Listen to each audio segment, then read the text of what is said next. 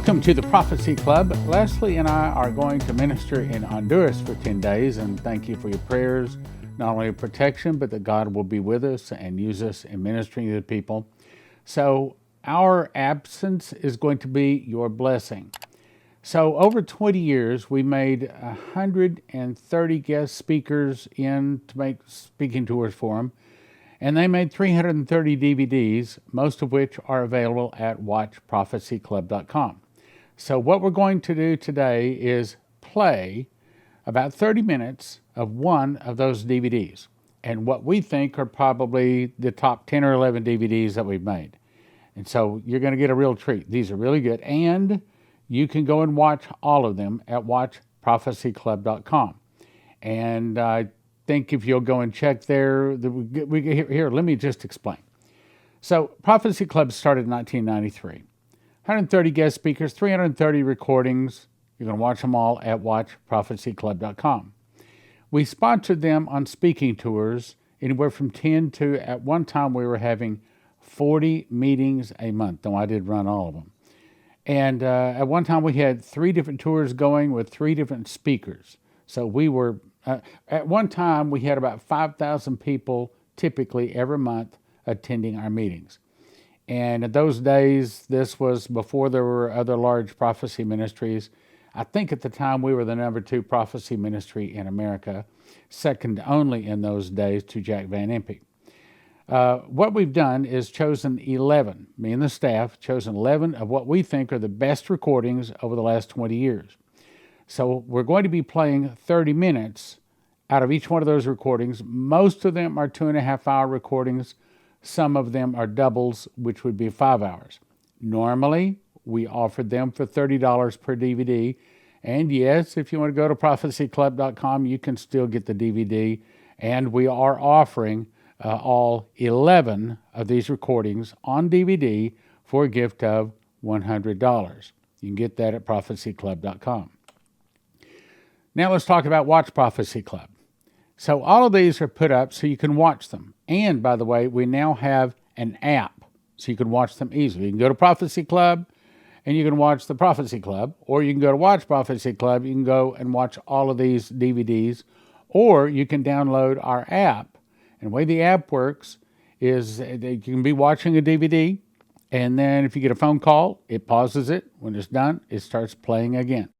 Introducing the Watch Prophecy Club app, now available for your Android and iOS devices.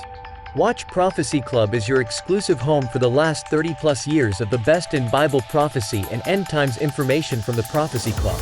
This app features over 100 speakers and 23 categories of Prophecy Club titles since the beginning. We are also excited to announce an integrated community feature where you can interact with other believers and Bible prophecy students. Choose either a monthly or annual subscription with a 3-day free trial. Cancel anytime.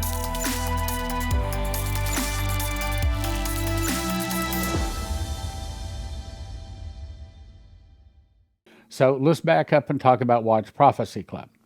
It's $20 a month. There's no commitment. You can stop anytime you want to, or $200 a year. But if you'll put in TPC 2023 right there, you'll get the first month free, meaning you can watch all 11 of these for free as long as you did it the first month. And if you put in TPC 2023Y, you get a 1-year plan for $180. You get $20 off. That's a really good deal. Never thought it'd be such a good deal. Anyway, normally $30 each, but you can get all 11 of these recordings for a gift of $100. prophecyclub.com for that. If you want to watch them instantly, you go to watchprophecyclub.com, or the best way is simply download our app. You just go to the App Store, and it's either Apple or Android, and you can download the app, and that is probably the easiest, fastest way, most convenient way to watch them. All right, now, let me explain about the meetings. Typically, we would have anywhere from about 100 to the maximum we had at one meeting, which was Dimitri Duduman. We had 1,000 people at one of his meetings. And so we would have them in a television studio where we could make you nice recordings, nice professional recordings, at least professional compared to those days. Now, we do a much better job today. Now, today's program is my favorite. Of the 130 guest speakers we had, making 330 DVDs, by far, Henry Gruver is my most beloved speaker, and also Leslie's too. He's going to speak on I Saw Submarines Attack America. You can watch the whole thing at watchprophecyclub.com, but today we're going to watch about the first 30 minutes of it. So who's Henry Gruver? Well, Henry Gruver gives an account of him being swept up into heaven, God showing him the future. On December 14th, 1986, while walking praying over a city, God showed him a vision of the future of America. I saw all kinds of ships and airplanes coming out of this outlet above Norway, which was Murmansk. They covered the Atlantic between the U.S. and Europe, began to see submarines emerging from under the surface. I saw missiles come out. They hit eastern and western coastal cities of the United States. Awesome talk and speaker. I Saw Submarines Attack America. Watch the whole thing at watchprophecyclub.com. Now let's go watch Henry Gruver.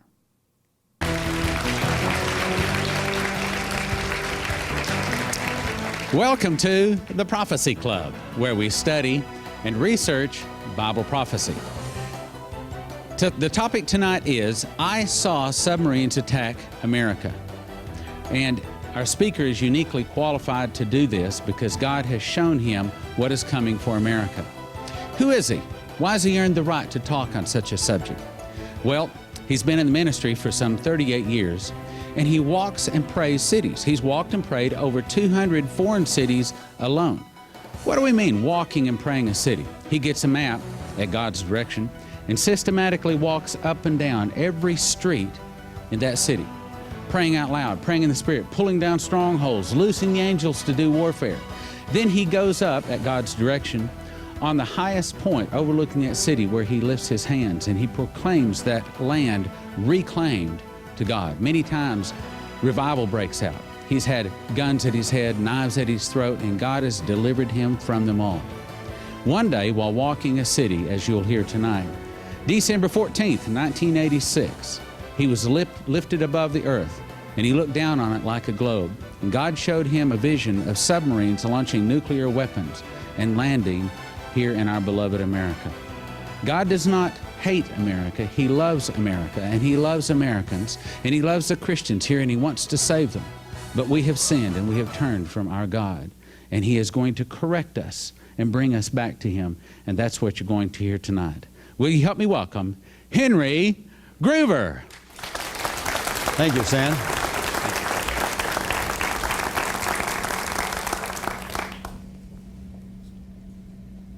The Lord is good, and his mercies endure forever.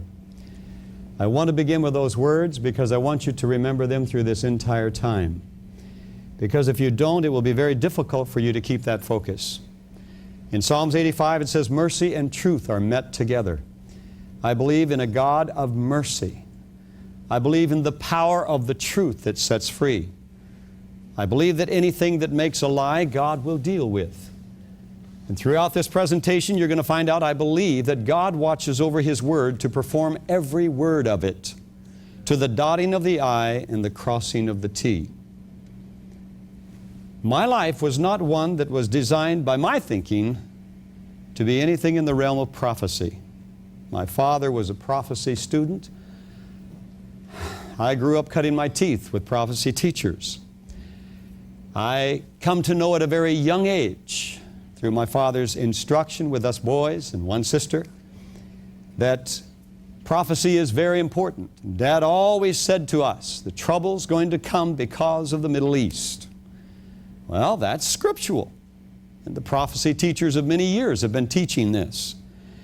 But I'll have to confess to you that by the time I was 17 years old, I'd had about this much of prophecy, and I didn't want any more. And I decided my life would not be in the realms of that at all.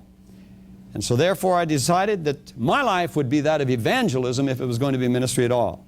And so I thrust myself into evangelism, began at the age of 17 walking cities and evangelizing, and God began to build a discipline of his Spirit in my life. I began to hear his voice and understand well what he was saying to me and his instructions. And I can truly say to you at this very moment, the only reason I'm standing here is because I listened to my Father in heaven's instructions. I learned His voice. And Jesus said in His word, and His very own words, "My sheep know my voice, and another's will they not hear." And that's very important. You will hear me make statements in this presentation that I will say, "Thus saith the Lord." You will hear me make statements that I will say, "I speak as a man." Please take them in their context. I'm a person that is very cautious about saying, "Thus saith the Lord."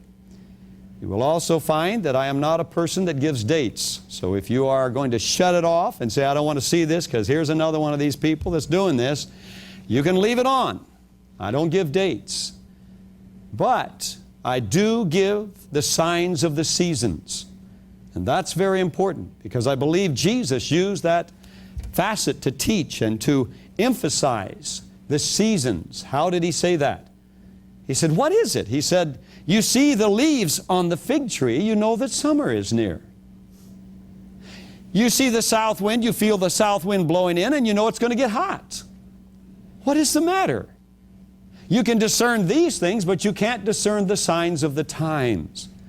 And so I believe with all my heart that God wants us to discern the signs of the times. And the signs will lead you to the time. And you will not be caught without being prepared. And that's the key. And the whole motive, I believe, of God pulling me off of the evangelistic field, and we'll go into portions of that tonight, but the whole motive of going into this and God pulling me off of this realm of ministry was to warn America of what's coming. What I'm going to give you is not gloom and doom. There are three realms that God deals in.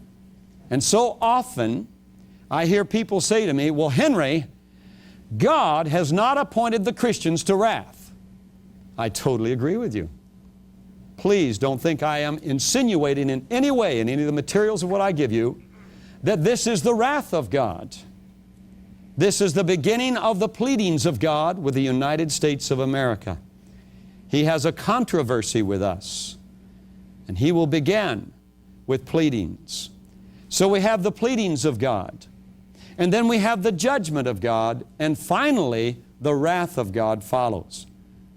I believe God's people, the saints, are subjected to the pleadings of God and to the judgments of God. But I do not believe that they are in any way predestined to be subjected to the wrath of God. So please understand that right up front. I believe that with all of my heart. December the 14th, 1986, I got up at 4:30 in the morning to pray before I would begin walking the city of Carnarvon, northern Wales. I knelt down by my bed, and the Lord spoke words to me that I didn't want to hear. He said, "Are you willing to lay your wife and your family on the altar and never see them again this side of heaven?" He asked me that the afternoon before. I couldn't answer him. And that morning at 4:30 in the morning, when I got up and got on my knees, he said, "I want your answer before you leave the room this day." I jumped to my feet. The tears were streaming down my face. I began walking back and forth in the room, saying, "Lord, I am afraid. I am afraid if you take my family, I will be offended at you. And I don't want to be offended, for your word says, 'Blessed are those that are not offended in me.'" But I felt that that would be a great sacrifice, and I didn't think my personal being was up to that kind of a request. But as God, I buried my face in my pillow and cried out loud because I didn't want to wake up the people in the rooms around me. God began to bring before me all the years with our children, 13 children. The different circumstances. We had 6 of them at home. Natural childbirth. Yes, we had just about every complication you could name, including one born dead. And I'll say to you that just in less than a month, he'll be graduating with his degree in design engineering. So he's very much alive today, only because of Jesus and His goodness. But Jesus took these kind of things and put them before my eyes, just like you're looking at this television screen. A vision is just like looking at a picture in front of you. Only difference is, you're sitting there in your living room or wherever, you can put your hands over your face or Stop your eyes from seeing it. But a vision, you can even slap your face and the vision goes on. That's called a day vision. A night vision is when you have a dream. But the difference between it being just, as some people say, too much pizza or something like that, the difference is that when you have a vision from God, detail stays with you. Though it was December the 14th, 1986, every time I ever tell this vision, it comes before me as though it's happening all over again. It is no difficulty to repeat it precisely because I'm seeing it all over again. That's a vision from God. If you have a dream from God, detail stays with you. If you have great difficulty remembering the dream, leave it alone. There is a man, a king, that had difficulty understanding the dream, but I assure you it was from God, and he remembered every detail, didn't he? And when Daniel came before him, he gave him the detail, and that king knew there was no form whatsoever of counterfeit operation going on. This young man knew what dream he had because it was a dream given from God. So I want to go in and begin giving you visions. Try and remember these visions. Note them in your mind. I'll call off certain aspects of the visions because I believe they're going to be of significance in materials that I will offer to you. In that vision, I was standing and looking out over the Isle of Anglesey in Carnarvon, northern Wales, standing on the Eagle Tower on the Carnarvon Castle. This is the Carnarvon Castle, is where Prince Charles was coronated as Prince of Wales. That's a significant expression and reason I believe that God put me there. There's a lot that can be put into that. But that isn't my particular expertise. We'll leave that with those who feel they have other information on it. However, as I stood there looking out over the Isle of Anglesey from the Eagle Tower, it's the tallest tower of the Carnarvon Castle, all of a sudden, looking out across over the Irish Sea, the tip of the Irish Sea into the North Sea, I was caught up into the heavens and looking down on the earth like a globe. And as I looked down on the earth like a globe, I saw a massive military movement coming out of an area up by the Arctic. And I couldn't figure out what this was, what was going on, why a military, Navy, and Air Force, why it would be going out between the United States and Europe up above Finland, going out through the Icelandic Gap and heading down between the United States and Europe and making a curl all the way around the Horn of Africa towards the Persian Gulf. Now that's significant.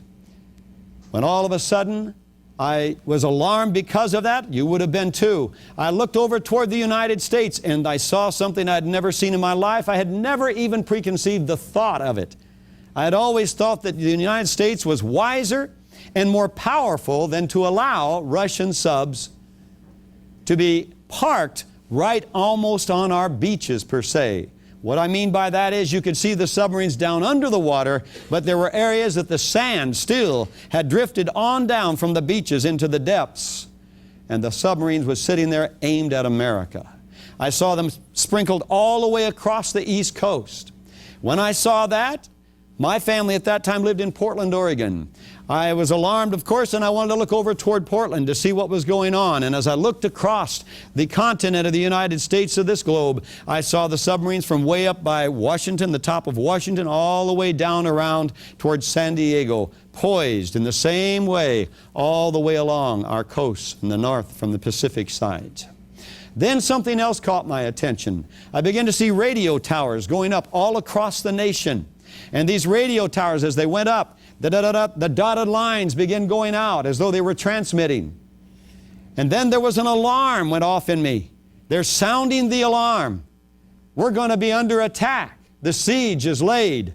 When all of a sudden I was watching these radio dots going out like the transmitting of a warning, and instead of the people being warned, they sprinkled to the ground like dust. And an alarm went off in me, and I cried out in the heavens, and I said, "Oh God, they won't even know what hit them." And at that time, all of a sudden, I looked down on the eastern seaboard at the submarine was drawn to that one right off from New York City. And I saw the missile come right out of that submarine and go right up and come right over the city of New York, and the entire city disappeared. Then I looked down, on down toward Florida. And down there, I could see another explosion take place. I looked across because of my family being in the Pacific Northwest. I looked across. Another explosion took place up by Seattle, Bellevue. And then another one down by San Francisco. And another one down toward Los Angeles. And another one toward San Diego. And there I stood in shock as I was watching these explosions take place and these cities literally disappearing from off the face of the earth. The next instant, I was standing back down on the Eagle Tower. And I found myself looking down in the village. There was no alarm going off. The cars were going the normal speed. People were walking. I looked out over the bay where there were some British ships, warships, and I watched them and studied them for a few seconds. There was no alarm there. And I found myself saying this, "Oh God, if this has not happened, what will be the sign of it and of its time?" And God spoke to my spirit, and these were the words He said. December the 14th, 1986, before Glasnost, Perestroika, the Berlin Wall was still up. The Cold War was still in full bore run. We supposedly were still on alert. The words were spoken to me, when Russia opens her gates and lets the masses go, the free world will occupy themselves with transporting, housing, and caring for the masses. Will begin letting their weapons down, crying peace and safety.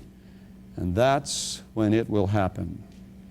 Now the question I submit to you is this: where are we on that scenario? Where are we in that prophetic timetable?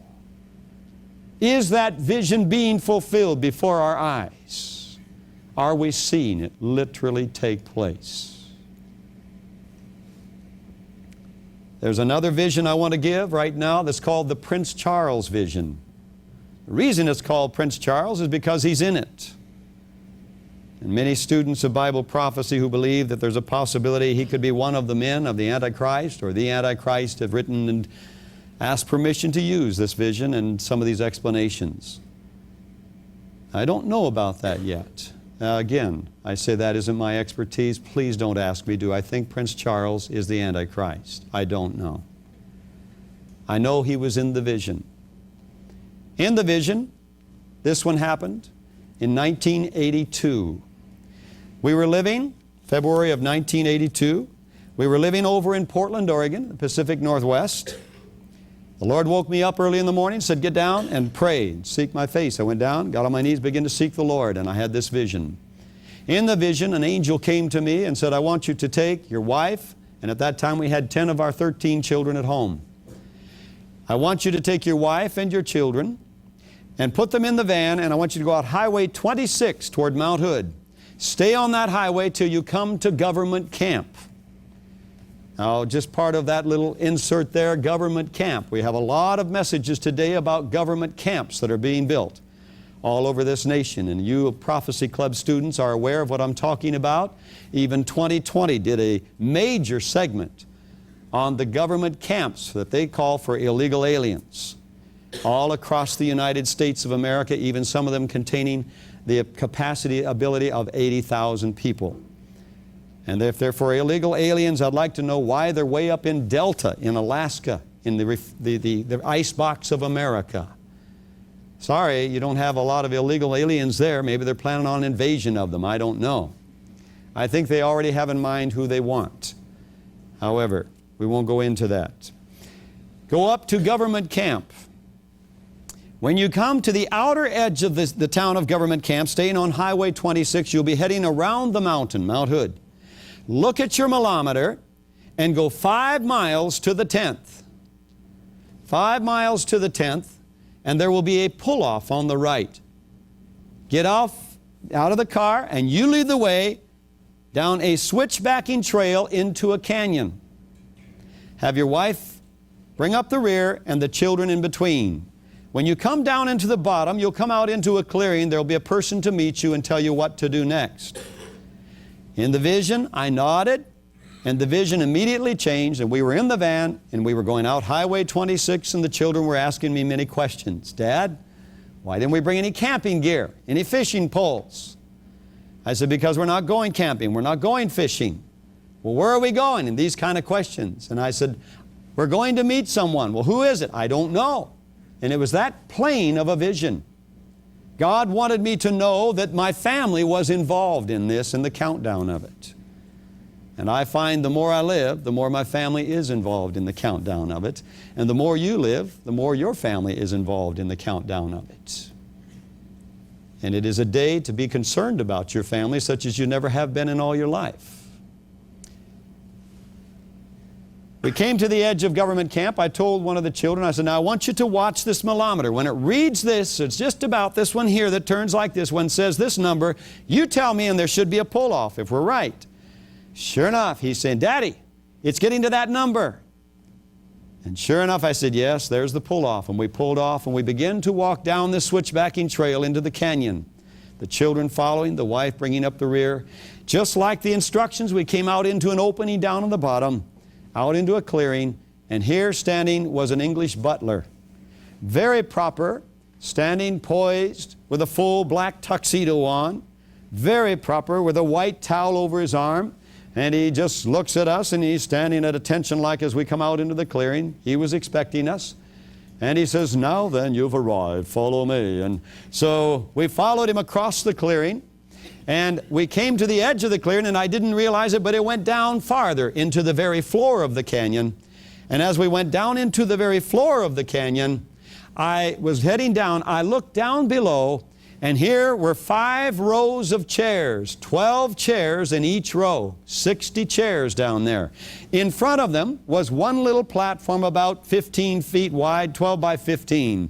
A single microphone on a pedestal on the front, and one chair on the back.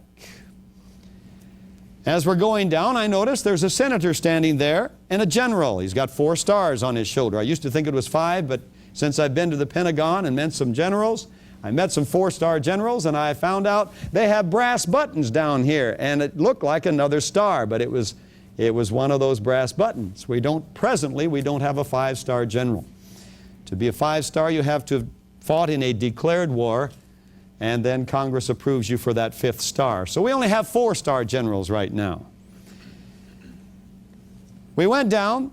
It's as though I knew in the vision, I knew the senator, but I didn't know the general. The butler introduced me to the general, and he said, as he was seating my wife and the children, the butler was, the general said, yes. He said, you're the family we've heard about.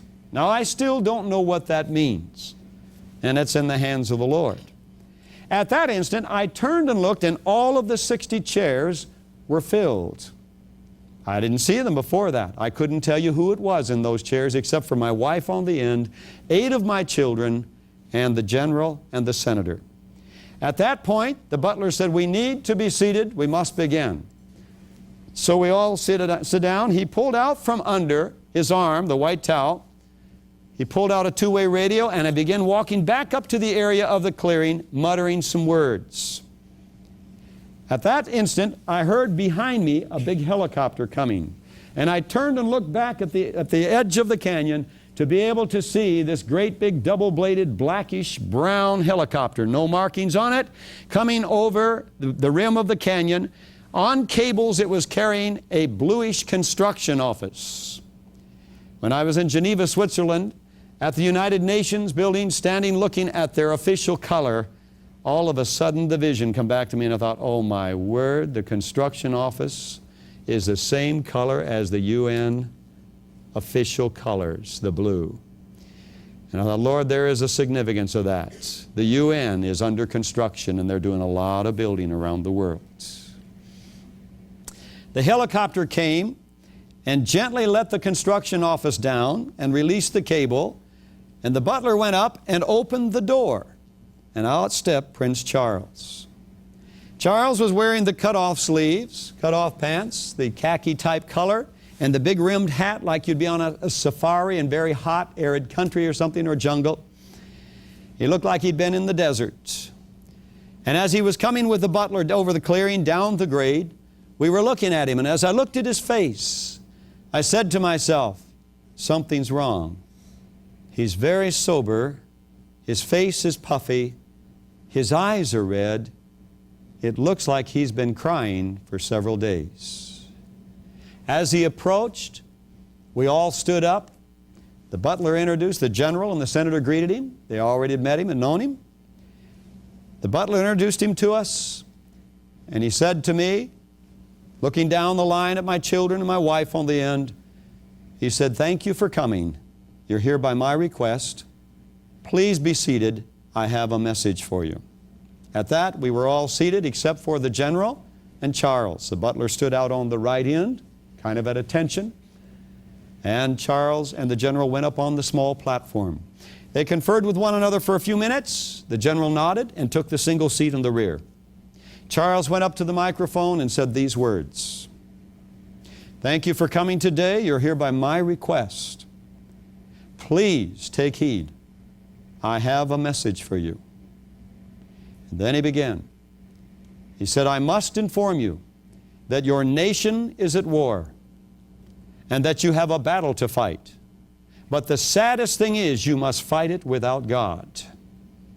And with that, the general behind him jumped to his feet, stepped off the small platform, coming around on the ground, came right in front of Charles, looking up with his hands on his hips, very sarcastic, looked right up into the face of Charles and said, "We know we're at war, and we know we have a battle to fight, but we didn't know God had anything to do with it." And with that, Charles came up with his hands that were down at his side, and in a sweeping motion like this, brought his fingers right down between the general's eyes and said, "And sir, that is your mistake." And with that, Charles and the general began arguing whether God had anything to do with this war and this battle or not. As they were arguing, we were all paying attention and watching, when all of a sudden in my peripheral vision off to my left, down off about 70 feet away, I saw a motion, and I turned and looked, and there was a frog that would have been about 20 feet high, a massive frog. Now, I grew up in the desert, and in August of the year when the monsoons hit, these frogs seem to come out of nowhere. And they're very plump frogs. It makes you wonder how they can be so fat. And they are dark, dark green. Dark, dark green. This frog, what had caught my attention was, he was sitting. When we gathered, we never saw him. But all of a sudden, he lifted his head to fill the air sac to make the croaking sound like they do. And that motion of lifting his head is what drew my attention and caused me to see him. When I saw that frog filling that air sac, terror swept over me. And I wanted to turn to the people and Charles and the general and say, "Let's get out of here. If that frog croaks, we're all dead." But I didn't do it. I stayed seated and kept silent. And all of a sudden, as I was watching that frog, it opened its mouth, and out of its mouth came a white vapor. And as that white vapor came out, terror filled me. The people with me didn't see it. My family didn't see it. My wife didn't see it. Charles and the general didn't even see it. The white vapor came and enveloped Charles and the general. I knew when that vapor hit, they were dead. And this is why some people ask me, "Do you believe that Charles is the Antichrist?" Well, I did not see him die in the vision, but it was like I knew in the vision, that white vapor hits you, you're dead. Chemical warfare. At the instant it hit Charles and the general, coming toward my wife on the other end of those chairs, I was caught up again like the Russian invasion vision, the submarine vision, caught up into the heavens, looking down on the earth like a globe. The kind of a picture that you would see, a satellite picture when they do the weather picture. And as I was caught up in the heavens, I was looking down on the earth, but instead of seeing the whole earth, I looked and like I had eagle vision, I focused in on a square down on the earth and what I call Trafalgar Square, and I apologize for not having a picture of that. I didn't bring it with me. I've got plenty of them at home. Trafalgar Square is over in the heart of London. The main arteries of all the highways come together in London, and they come together at Trafalgar Square. You have the political offices, you have industry, you have religious churches, you have libraries, museums. It's a representation of the British Empire. You have 4 lions, massive bronze lions that are about 10 feet tall. That are on the 4 corners of the square, aiming the north, south, and east and west. You have Nelson's column on the square. Admiral Nelson is the one that they honor because of the Battle of Trafalgar that took place, that determined the North American continent to be under the colonies, and which obviously became the United States of America. But without the winning of that Battle of Trafalgar, Spain would have ruled the North American continent, and the colonies would have all been under Spain. You see the turning point, the pivotal point of history here, very crucial. I believe much of this is the reason God showed me Trafalgar Square, or put that in me. I've been to Trafalgar Square many times, had been before this. But God made it real to me as Trafalgar Square. I'm looking down into the square, when all of a sudden the people come running out of all these businesses and these offices and industries and everything, and they're running into the square. And all of a sudden they start pointing up, like where the frog was at my left hand in my vision. Now they're pointing up the same direction to my left hand. I'm looking to see what they're pointing at. And as I look, I see they're pointing at a massive military that comes clear up into the heavens where I'm standing. I look off, and to the immediate left of me, above this massive military that goes into the heavens, is a gentleman that's standing up there, and he is standing with his fist clenched. This gentleman is standing, I'll find it in a second. This gentleman is standing, his fists are clenched down at his side like this. As his fists are clenched, he's full military uniform. As he's full military, he's looking down at his army. He's watching these people down in the square. And as he's watching them down in the square, they are pointing at his army, and they are pointing at him, and they are laughing and mocking. I can't believe that they are mocking an army that goes into the heavens.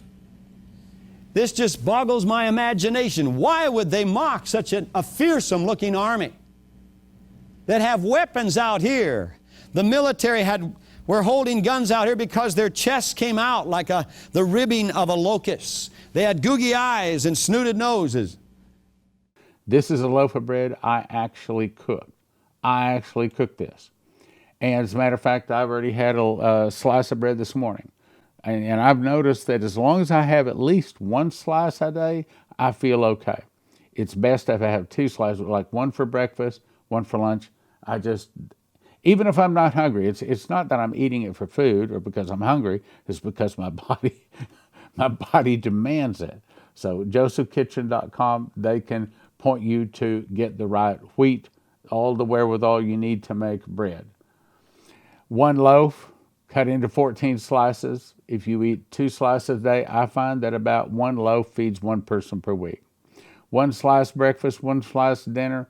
Better nutrition, long storage life, some 3,000 years, 10 minutes to make bread machine. The weakness is the electricity, but if you go to josephkitchen.com, they can show you how to solve all of those problems.